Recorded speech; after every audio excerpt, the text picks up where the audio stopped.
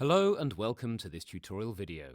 Today we're going to have a quick look at giving feedback and how to use forms and templates. You are going to get feedback yourself, and some of this is going to parallel what you'll do as a teaching assistant and what the teacher will do. But there are things you are going to do differently to the teacher due to how close you might be working with students and because you are going to be giving feedback to the teacher as well. You will be expected to feedback on how a student is doing, what help they needed in a lesson, and what help they needed with certain items of work. This might be at the end of the class or the end of the week, depending on what you've decided with the class teacher. You have to remember that teachers aren't always well trained in how to use teaching assistants, so when they have access to them, they aren't fully aware of exactly what the best way of utilizing them is. This is where you can help the teacher and make suggestions.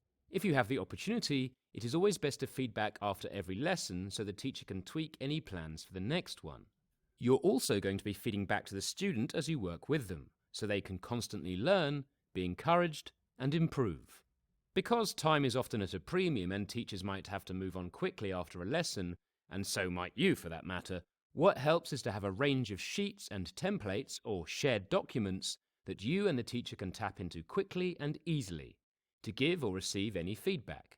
If there are no templates, you might want to make a range yourself when you do think what might be useful for the teacher or for a certain subject. You might consider summing up what went well in the lesson, what was really good, what resources you might need next time, what a student struggled with, what they coped with, or where you can see that there are areas that they really have to focus on. Most of the time, you will be able to get away with one template. There is an example in the course notes. What will help is to start using a template to get used to it, and then working with the teachers to tailor them specifically for need. You can discuss with them what they think is important in categorizing or cataloging from your work with the students. It may be that templates already exist in your school. Your teacher might have some that they're going to want you to fill in anyway, or there might be some that the SENCO at your school might want you to fill in. In either case, what is required and how it helps the students and teachers is important.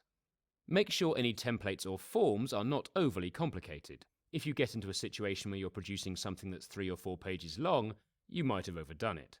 Thankfully, due to the ease of word processing now, making or using these is quite straightforward and easy. Always remember you really want something that can be quickly filled in with key points and something that the teacher can quickly reference.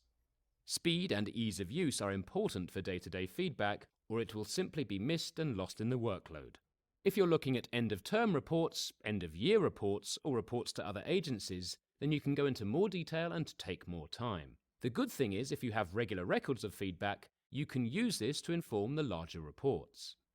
For your own appraisals, as well as in your courses, those sheets are going to be able to reference certain evidence to show that you've hit targets, for example by showing that you became aware of an issue and you were tailoring towards X, Y, or Z. Get into the habit of making notes about students, because all of that data is then going to help inform you and the teacher what to do next. Use the information that you have gained in the class, otherwise it's a pointless exercise.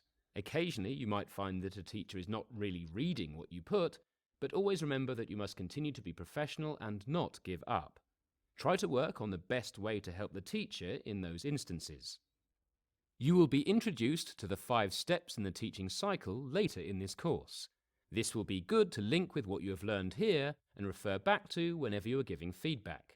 Think about the learner's needs and then think about how you can use the information gleaned off each session to further improve your time with the student and help them on the way to achieving.